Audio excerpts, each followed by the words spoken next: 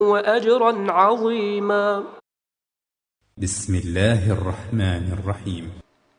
يا أيها الذين آمنوا لا تقدموا بين يدي الله ورسوله واتقوا الله إن الله سميع عليم. يا أيها الذين آمنوا لا ترفعوا أصواتكم فوق صوت النبي ولا تجهروا له بالقول كجهر بعضكم لبعض أن تحبط أعمالكم وأنتم لا تشعرون. إن الذين يغضون أصواتهم عند رسول الله أولئك الذين امتحن الله قلوبهم للتقوى لهم مغفرة وأجر عظيم. إن الذين ينادونك من وراء الحجرات أكثرهم لا يعقلون. ولو أنهم صبروا حتى تخرج إليهم لكان خيرا لهم والله غفور رحيم. يا أيها الذين آمنوا إن جاءكم فاسق بنبأ فتبينوا أن تصيبوا قوما بجهالة فتصبحوا على ما فعلتم نادمين. واعلموا أن فيكم رسول الله لو يطيعكم في كثير من الأمر لعنتم ولكن الله حبب إليكم الإيمان وزينه في قلوبكم وكره إليكم الكفر والفسوق والعصيان أولئك هم الراشدون فضلا من الله ونعمه والله عليم حكيم. وإن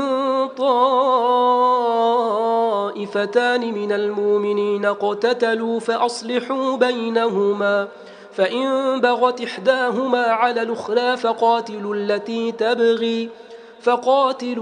تبغي حتى تفيء إلى أمر الله فإن فاءت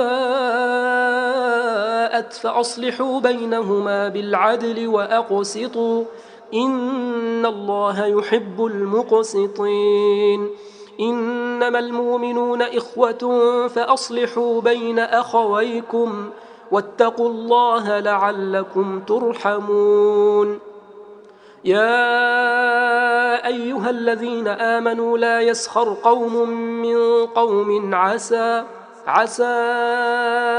أن يكونوا خيرا منهم ولا نساء من نساء عسى أن يكن خيرا منهن ولا تلمزوا أنفسكم ولا تنابزوا بالألقاب بئس الاسم الفسوق بعد الإيمان ومن لم يتب فأولئك هم الظالمون. يا أيها الذين آمنوا اجتنبوا كثيرا من الظن إن بعض الظن إثم ولا تجسسوا ولا يغتب بعضكم بعضا أيحب أحدكم أن يأكل لحم أخيه ميتا فكرهتموه واتقوا الله إن الله تواب رحيم. يا أيها الناس إنا خلقناكم من ذكر وأنثى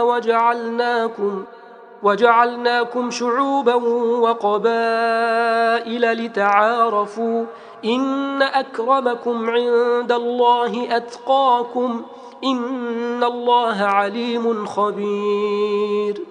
قالت الأعراب آمنا قل لم تؤمنوا ولكن قولوا أسلمنا ولما يدخل الإيمان في قلوبكم وإن تطيعوا الله ورسوله لا يلتكم من أعمالكم شيئا إن الله غفور رحيم. إنما المؤمنون الذين آمنوا بالله ورسوله ثم لم يرتابوا وجاهدوا بأموالهم وأنفسهم في سبيل الله أولئك هم الصادقون. قل تعلمون الله بدينكم والله يعلم ما في السماوات وما في الأرض والله بكل شيء عليم.